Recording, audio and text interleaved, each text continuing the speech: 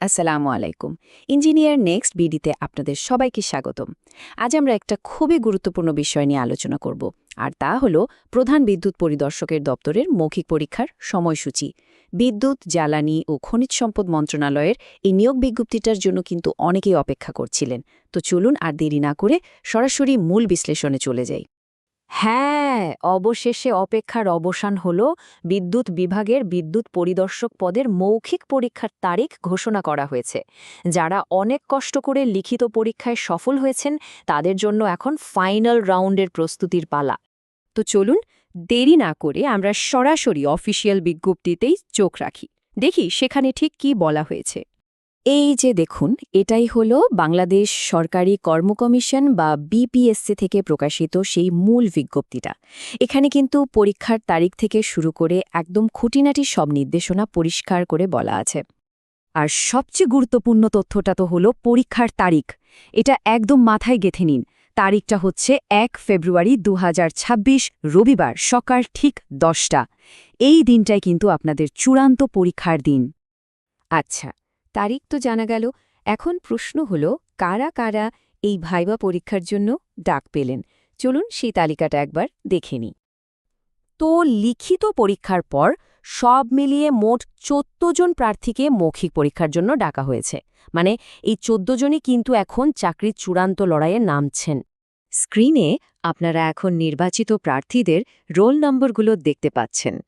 আমি কিছুক্ষণ সময় দিচ্ছি যাতে আপনারা নিজেদের রোল নম্বরটা এখান থেকে আরামসে মিলিয়ে নিতে পারেন। আচ্ছা, রোল নম্বর তো মেলানো হলো। এবার চলুন সবচেয়ে জরুরি অংশে যাই, মানে মৌখিক পরীক্ষার জন্য কি কি নির্দেশনা আছে আর কোন কোন কাগজপত্র সাথে নিতে হবে সেগুলো জেনে নিই। দেখুন, বিজ্ঞপ্তির এই অংশে বিপিএসসি কিন্তু বেশ কিছু গুরুত্বপূর্ণ নির্দেশনা দিয়ে দিয়েছে। আর একটা কথা বলে রাখি, এখানকার প্রত্যেকটা নিয়ম মেনে চলা কিন্তু বাধ্যতামূলক। তাই চলুন এগুলো একটু মনোযোগ দিয়ে দেখি। এখানে দেখুন, আবশ্যকীয় কাগজপত্রের একটা লিস্ট দেয়া আছে। বিপিএসসি ফর্ম 5A থেকে শুরু করে আপনার সব শিক্ষাগত যোগ্যতার সনদ পর্যন্ত প্রত্যেকটা ডকুমেন্ট কিন্তু ভীষণ জরুরি। আমার পরামর্শ থাকবে, ভাইভার বেশ কয়েকদিন আগেই একটা ফাইলে সব সুন্দর করে গুছিয়ে রাখুন। আর হ্যাঁ, একটা বিষয় কিন্তু একদম ভোলা যাবে না। সত্যায়িত কপির সাথে সাথে সব ডকুমেন্টের মূল কপি মানে অরিজিনাল কপিও কিন্তু সাথে নিতে হবে। ভাইভা বোর্ডে এটা দেখানোটা মাস্ট, এর কোনো বিকল্প নেই। সময়মতো পৌঁছানোটা যে কতটা জরুরি তার নতুন করে বলার কিছু নেই।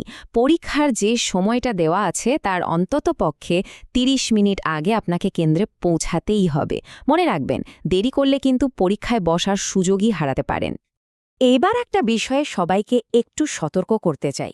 এই বিজ্ঞপ্তিতে কিন্তু ২টো আবেদনপত্র বাতিল হওয়ার কথা বলা আছে। চলুন একটু জেনে নিই ঠিক কী কারণে এমনটা হলো, যাতে আমরা ভবিষ্যতে এই ভুলগুলো এড়িয়ে চলতে পারি। কিন্তু আসল প্রশ্নটা হলো, কেন বাতিল হলো আবেদন দুটো? এই কারণটা জানা কিন্তু আমাদের সবার জন্যেই একটা বড় শিক্ষা। বিজ্ঞপ্তিটাতেই কিন্তু রোল নম্বর ০০৩১২ এবং ০০০৫৬৫ এই দুটো রোল বাতিলের কারণ পরিষ্কার করে লেখা আছে। চলুন আমরা নোটিশ থেকেই সরাসরি কারণটা দেখে নিই। কারণটা খুবই সাধারণ একটা ভুল, কিন্তু তার ফলাফলটা দেখুন কি মারাত্মক। শুধু বিপিএসসি ফর্ম 5A মানে অ্যাপ্লিকেন্টস কপিটা জমা না দেওয়ার কারণেই তাদের আবেদন বাতিল হয়ে গেছে। এটা থেকে আমরা এটাই শিখতে পারি যে বিজ্ঞপ্তির প্রত্যেকটা নির্দেশনা কতটা গুরুত্ব দিয়ে পড়া উচিত।